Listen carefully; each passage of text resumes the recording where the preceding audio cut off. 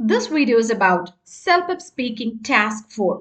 Yes, today we are going to explore how to become the director of that freeze frame moment, confidently predicting what happens next using clues, logic, and bit of a creative spark. Let's step into the future, literally. Now, when we talk about this task 4, it looks very simple on the surface, right? You look at a picture and talk about what you think will happen next. But here's the twist. Self is not testing your eyesight. They are testing your interpretation skills. You get 30 seconds to prepare and you get 60 seconds to speak. And what is your job here? You need to read the clues in the picture, connect them to the logical outcomes, express those outcomes like a natural storyteller. Think of yourself as a detective. But instead of solving the past, you are solving the future. Interesting, isn't it? Now, I'm just going to tell you the time jump technique. It's my unique framework, okay? This is my personal four-step formula. And trust me, no one teaches task 4 like this. I call it the time jump technique. The first jump is 5 seconds ahead. So, in this 5 seconds ahead, what is the immediate next thing that could happen? A gesture, a reaction, a sound, a sudden movement. Yes, you have to include everything. And the next one is jump 30 seconds ahead. How might this small moment grow into something slightly bigger? A conversation beginning, someone walking somewhere, an object falling, all these things. And next one, the third one, you have to jump 2 minutes ahead. What might change in the atmosphere, people's mood, weather shift, noise level, or will there be any new event? All these things. And finally, you have to jump to the overall mood. How does the entire scene evolve? Is this peaceful, chaotic, exciting, or quiet? So, this layered timeline gives your answers structure, depth, fluency. So, instead of random predictions, you can create a mini story because self loves that. Here is a prompt. Let's see here. You have to look at the picture. This is the picture prompt.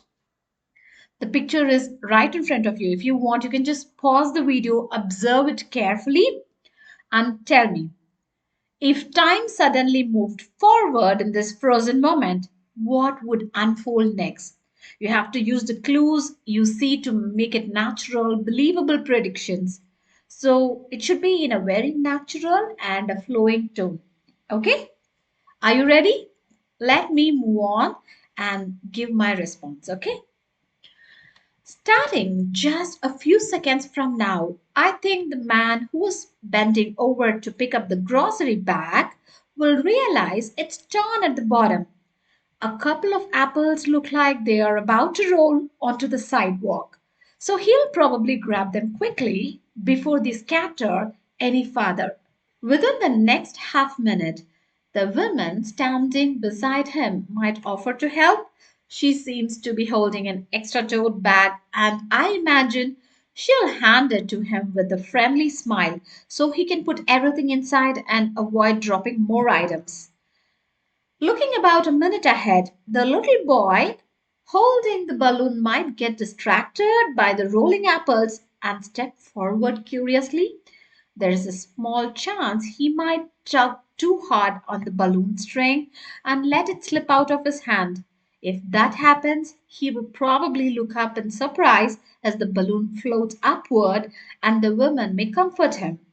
In the next couple of minutes, I can imagine the family deciding to walk together to the small store visible in the background to buy a new bag or maybe even another balloon for the child.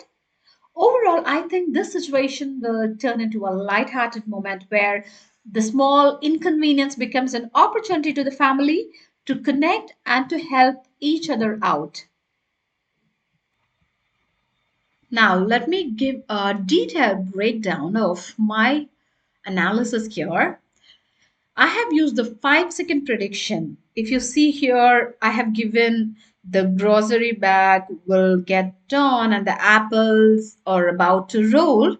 Here, I'm establishing urgency, a small action with an immediate reaction. So listeners feels the moment unfolding. Okay, and the 30-second layer, that is the second layer, right?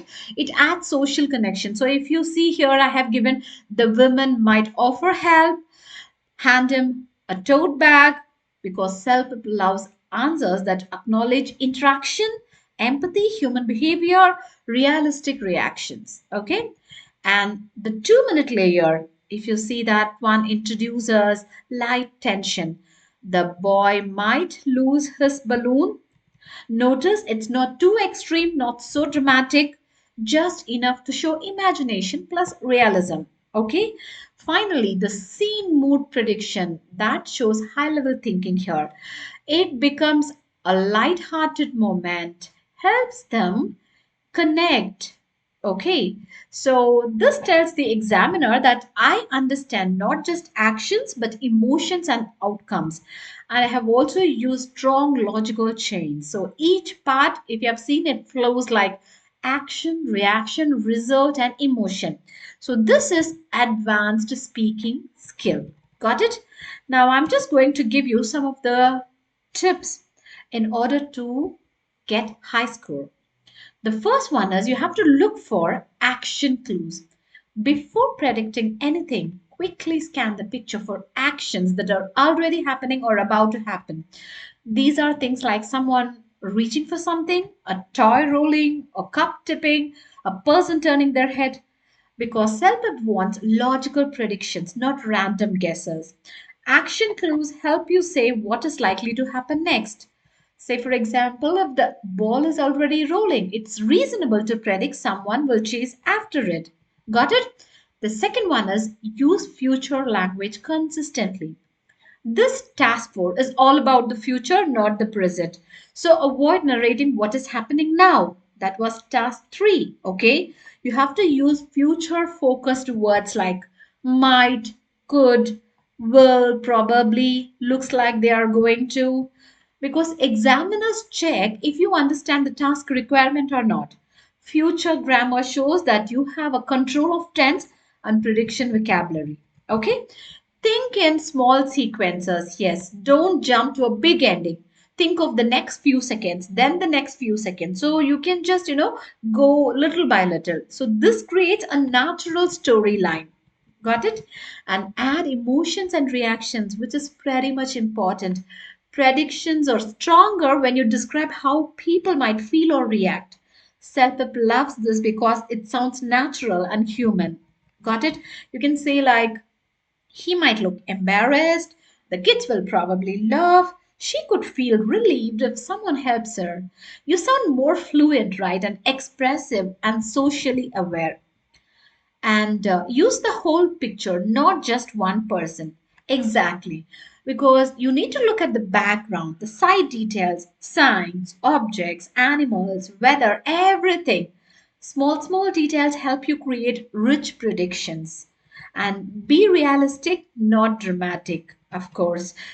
You have to avoid unrealistic predictions like he might win the lottery or the dog will suddenly start flying, which is very creative, but that's a fiction thing, right? So try to keep it simple, everyday, and logical, because self help measures your reasoning, not imagination.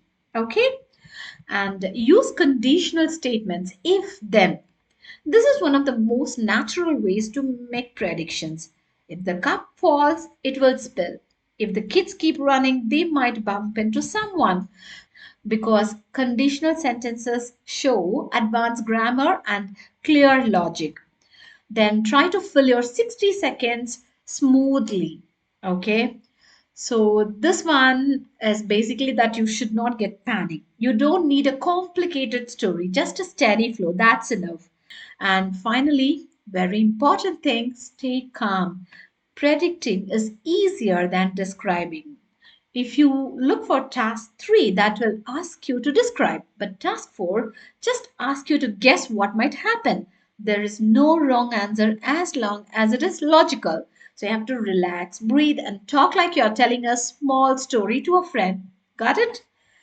That's all for today's video. Kindly like, share, and subscribe for more self-help tips. See you in the next video. Bye bye.